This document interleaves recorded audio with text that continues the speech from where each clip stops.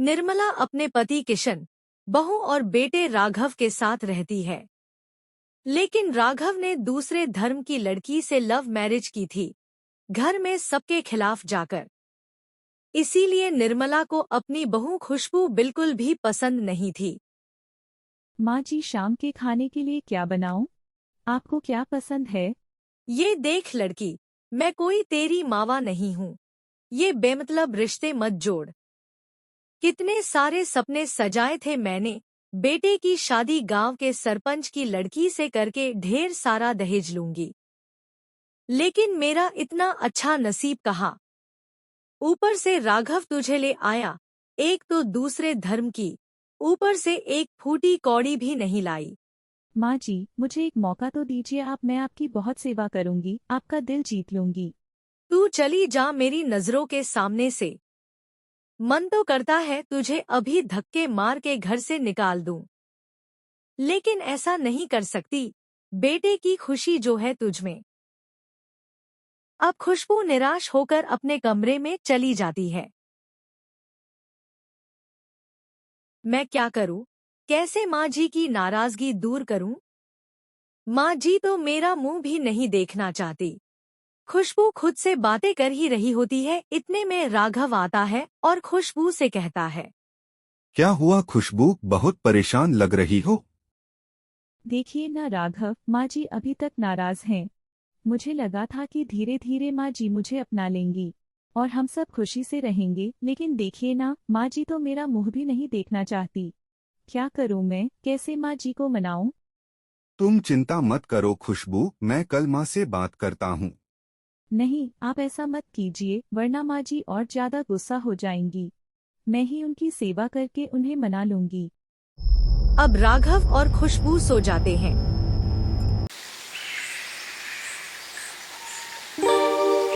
माँ जी, मैं आपके लिए चाय लेकर आती हूँ और गर्मा गर्म पकोड़े भी बना देती हूँ।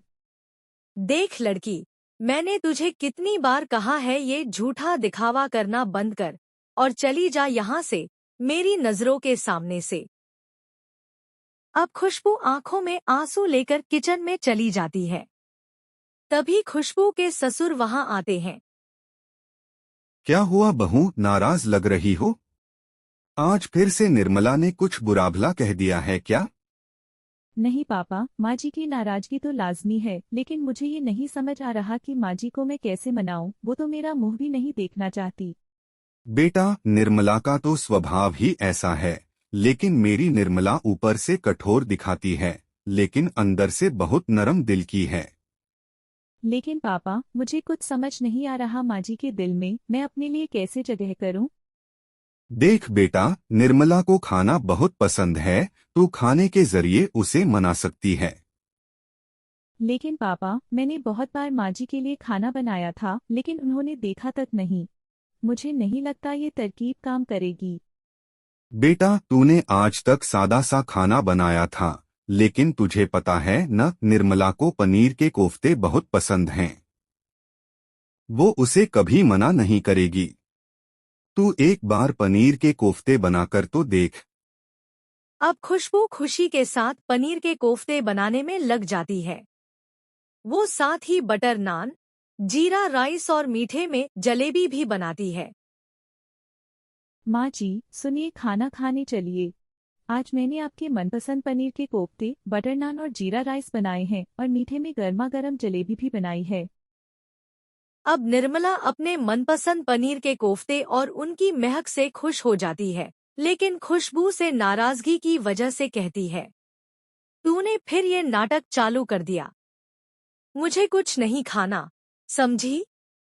निर्मला ने कह तो दिया था कि उसे कोफ्ते नहीं खाने, लेकिन अब मन ही मन सोच रही थी, कहीं खुशबू सच में कोफ्ते लेकर ना चली जाए।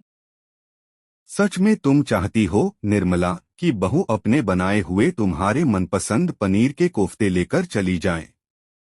निर्मला कुछ नहीं कहती, बस चुपचाप कोफ्तों को देखती रहती है।